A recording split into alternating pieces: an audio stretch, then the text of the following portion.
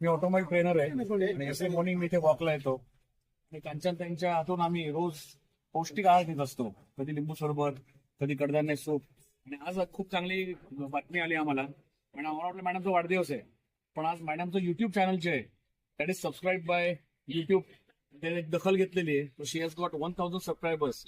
आणि जे काही तुमचे तास असतात, so her channel is now monetize. सगळा समारंभ आम्ही करतोय आणि आपण बरेच एमबीए मध्ये शिकतोय तिकडं. What is CRM? सीआरएम म्हणजे काय? Customer relation management.